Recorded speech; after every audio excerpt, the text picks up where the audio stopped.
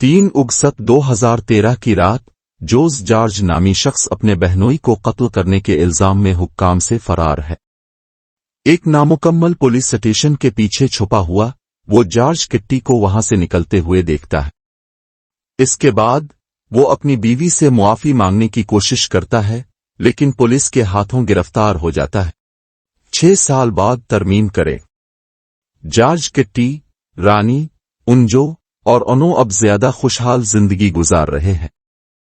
George kitty एक कामयाब film theatre का मालिक है और रानी के एतराजात के बावजूद अपनी फिल्म बनाने की ख्वाहिश रखता है। वो अपनी फिल्म का स्क्रीन प्ले तैयार करने के लिए एक मुमताज स्क्रीन राइटर वना चंद्रन के साथ अक्सर राब्ते में रहते हैं। दूसरी तरफ उंजो मिर्गी और पीटीएसडी में मुब्तला है, जिसके नतीजे में वरुण के कत्ल में इसके किरदार की वजह से इसे गिरफ्तार किए जाने का खदशा है। रानी की नाराजगी के लिए बहुत से मकामी लोगों ने उंजो के वरुण के साथ शदीद ताल्लुकात के बारे में अफवाहें फैलाने का सहारा लिया।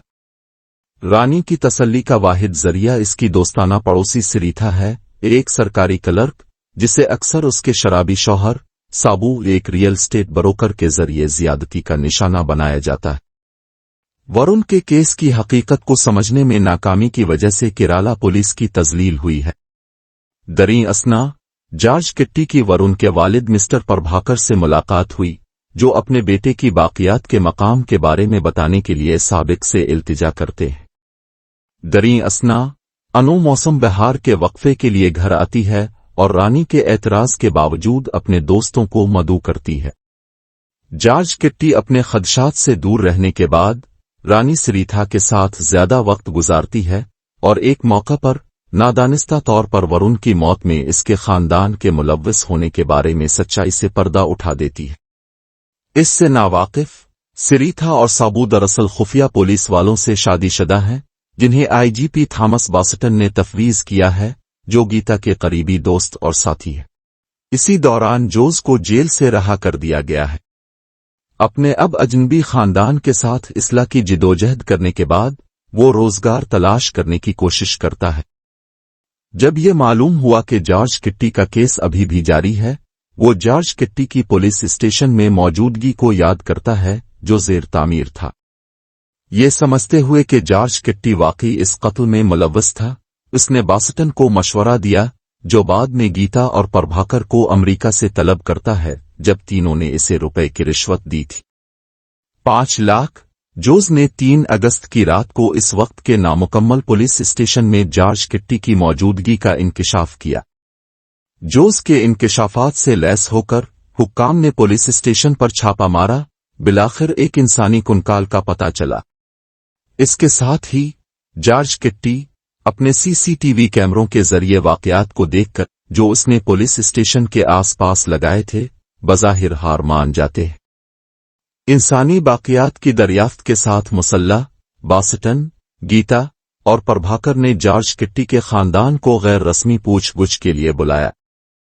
जॉर्ज किट्टी, रानी, अनु और उंजो अपनी अलीबी को बरकरार रखने का इंतजाम करते हैं। ताहम गीता ने सरिता के सामने रानी के पहले एतराफ की आवाज की रिकॉर्डिंग का इंकिशाफ किया। पुलिस ने पहले खानदान की रहाइशगाह को बिगाड़ा था। खानदान को बेनकाब करने के बाद गीता उंजो से सवाल करने लगती है, जिसके नतीजे में उंजो को एक और मिर्गी का मर्ज लाहिक हो जाता है। परेशान होकर जॉर्ज किट्टी ने झूठा एतराफ किया कि वो वरुण के कत्ल का मुजरिम था। पुलिस के मुतमईन होने पर खानदान को रहा कर दिया जाता है और जॉर्ज किट्टी को गिरफ्तार कर लिया जाता है। हालांकि गीता मुतमईन नहीं है, क्योंकि वो जॉर्ज किट्टी के खानदान को भी सजा देने का मुतालबा करती। बाद में जॉर्ज किट्टी पर वरुण के कत्ल का मुकदमा चलाया जाता है। साथ ही विनावाचंद्रन जॉर्ज किट्टी की गिरफ्तारी के बारे में जानकर बास्टन, गीता और प्रभाकर का दौरा करता है। उसने इंकिशाफ किया कि जॉर्ज किट्टी के साथ अपनी कारोबारी मिली भगत के दौरान मुअख्खर उल ज़िक्र ने मुस्तकबिल के क्राइम थ्रिलर के लिए एक स्क्रिप्ट तैयार किया था, जो वरुण के कत्ल पर मबनी था। उसने मजीद इंकिशाफ किया कि जॉर्ज किट्टी ने फिल्म के स्क्रिप्ट पर मबनी एक नावल दुरीश्याम के नाम से शाये किया था, हालांकि ये कॉपीराइट के तहफ़्फ़ुज़ के लिए वनचंद्रन के नाम से शाये हुआ था। اس کے بعد چوکڑی کو مطلع کیا جاتا ہے کہ جارج کٹی نے باضابطہ طور پر قصوروار نہ ہونے کی التجا کی تھی، اپنے قانونی دفاع کے ساتھ کہ وہ حکام کی طرف سے فریم کیا گیا تھا، جس نے اس پر الزام لگانے کے لیے دوریشیام کے پلاٹ کا غلط استعمال، یہ سمجھتے ہوئے کہ جارج کٹی کا پہلا اعتراف دوریشیام کے پلاٹ سے میل کھاتا ہے۔ باسٹن نے یہ نتیجہ اخذ کیا کہ جارج کٹی نے قانونی سزا سے بچنے کی اسکیم کے ایک حصے کے طور پر ناول اور اعتراف جرم تخلیق کیا تھا۔ اس سے بھی زیادہ حیران کن بات یہ ہے کہ کنکال پر کیے گئے ڈی این اے ٹیسٹ سے پتہ چلا کہ یہ ورن کے ڈی این اے سے میل نہیں کھاتا۔ وناوچندرن نے انکشاف کیا کہ جارج کٹی نے اپنی فلم کے لیے ایک متبادل کلائمیکس تیار کیا تھا جس میں ہیرو جارجی کٹی قانونی سزا سے بچنے کی کوشش میں ہم عمر اور جنس کے کسی دوسرے شخص کی باقیات حاصل کرے گا جو اسی طرح کے زخموں کی وجہ سے مر گیا تھا۔ قبرستان کے قبر کھودنے والے سے دوستی کر کے اس ولن کی جہاں اس نے کہا کہ لاش کو دفن کیا گیا تھا۔ ہیرو تقریباً 3 سال تک قبرستان سے ملنے والے کنکال کی باقیات اپنے پاس رکھے گا اور اسے فلم انڈسٹری میں موقع دینے کے بہانے ڈسٹرکٹ میڈیکل کالج کے مردہ خانے میں ایک سیکیورٹی گارڈ سے دوستی کرے گا۔ جس رات تھانے سے نکالی گئی باقیات مردہ خانے پہنچتی ہیں، سیکیورٹی گارڈ کو مشروبات پلا کر ہیرو لاش کو مردہ خانے میں رکھ دیتا ہے جس دن ڈی این اے کا تجزیہ ہونا ہے۔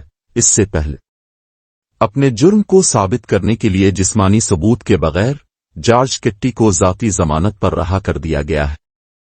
جارج کٹی کے وکیل نے جج سے درخواست کی ہے کہ وہ برائے مہربانی ریاستی پولیس کو ہدایت دیں کہ وہ فی الحال جارج کٹی اور ان کے خاندان کے خلاف کارروائی نہ کریں کیونکہ وہ نام نہاد جرم کے سلسلے میں ان کے خلاف تمام کارروائیوں کو روکنے کے لیے کیرالا ہائی کورٹ سے رجوع کر رہے ہیں۔ جج آئی جی باسٹن کو اپنے چیمبر میں بلاتا ہے اور اسے بتاتا ہے کہ جارج کٹی اور پربھاکر کے خاندان دونوں واقعی انصاف کے مستحق ہیں لیکن قانونی نظام انہیں یہ فراہم کرنے سے قاصر ہے۔ جج نے باسٹن کو ورن کے کیس کی تمام تحقیقات ختم کرنے کا بھی حکم دیا کیونکہ غیر حل شدہ کیس سسٹم کے لیے نئے نہیں ہے۔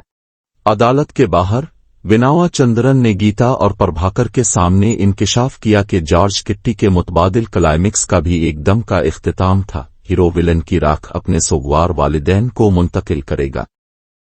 اس کے ساتھ ہی جارج کٹی کے پاس ورن کی آخری رسومات کی باقیات گیتا اور پربھاکر کے حوالے کر دی گئی ہے۔ جیسے ہی پربھاکر ورن کی راکھ کو دریا میں ڈبوتا ہے، باسٹن گیتا کو جارج کٹی کے ساتھ اپنی دشمنی چھوڑنے کے لیے راضی کرتا ہے، یہ کہتے ہوئے کہ وہ اسے سزا دینے میں کبھی کامیاب نہیں ہوں گے کیونکہ وہ اپنے خاندان کی حفاظت کے لیے اپنے ارادے کا خواہاں ہے۔